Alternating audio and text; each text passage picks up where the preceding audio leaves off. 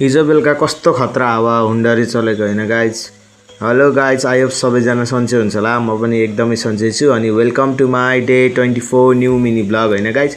अनि आजको यो ब्लग चाहिँ कहिले मैले बेलुका स्टार्ट गरेको थिएँ क्या, किनकि हामी उता हिजो त लास्ट ठुलो हावा हुन्डरी पानी परेको थियो नि त यता हाम्रो गाउँतिर, तपाईँहरूकोतिर पनि पऱ्यो होला होइन। बी सेफ होइन गाइज।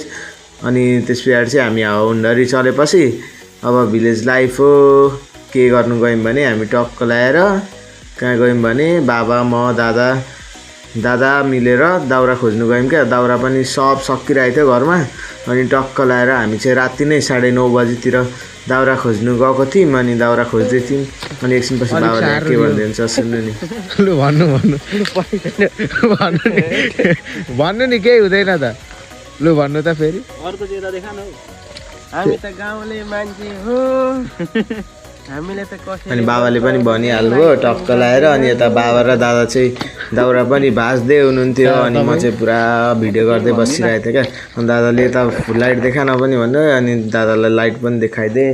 अनि टक्क लाएर हामी चाहिँ दाउरा भाँच्दै थियौँ। हिजो लास्ट हावा हुन्डरी चलेको थियो नि त, अनि त्यस कारणले दाउराहरू पनि धेरै झरेको थियो। अनि टक्क लाएर बाबाहरूले दाउराको बिट्टा सिट्टा लगाइदिनु भयो। अनि एकछिनपछि हामी चाहिँ दुईचोटि गयौँ। 3जना गएको, 3जनाले 2 बिटा, जम्मा टोटल 6 बिटा ल्यायौँ। अनि टक्क लाएर हाम्रो स्ट्रगल चाहिँ यस्तै हो गाइज होइन। अब अहिले ग्यासको पनि सर्टेज छ भन्ने कुरा चल्दैछ। अनि त्यसैले दाउरा पनि स्टकमा राखिराख्नुपर्छ।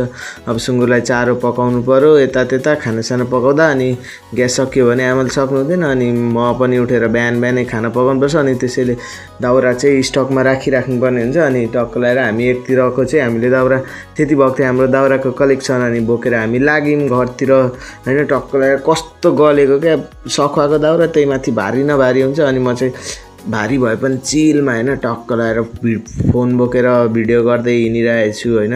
अनि दादाहरू पनि दादाले पनि बोकेर हिँडिराख्नु भएको छ। अनि हामी घर पनि आइसक्यौँ एकछिनपछि। अनि घर आएर दाउरा साउरा फ्याल्यौँ। अनि लास्टतिरका लागेको थियो। अनि एकछिनपछि गल्लिनु पनि लास्ट पुरै गलेको थियो। अनि बाबाले पनि यता दाउरा लिएर आइसक्नु भयो। दादा र मैले त लिएर राखिसकेको थियौँ दाउरा। अनि टक्क लगाएर म भित्र गएर आमा सुतिराख्नु भएको थियो, सबजना सुतिराख्नु भएको थियो क्या। 10:30तिर हामी घर आइसक्यौँ एकछिनपछि। अनि फेरि उता जान लागेको थियौँ अर्को पोखरीतिर। अनि पानी सानी खाएर सबजनाले अनि हल्का क्यामेरामा सो अफ होइन सबजनाले दाउरा बोकेर म पुरै लुगा चाहिँ गन्दै भइसकेको थियो। अनि दादाले पनि यता पानी सानी खानुभयो, बाबाले पनि पानी खानुभयो। अनि सबजनाले पानी खाएर फेरि के सुत्नु भनेर नि अर्को साइडतिर पनि दाउरा खोज्नु जाउँ भन्नुभयो। अनि बाबा म दादा निक्ल्यौँ फेरि अर्को जङ्गलतिर। अनि त्यहाँ पनि ठुल्ठुलो थियो। अनि ठ्याक्क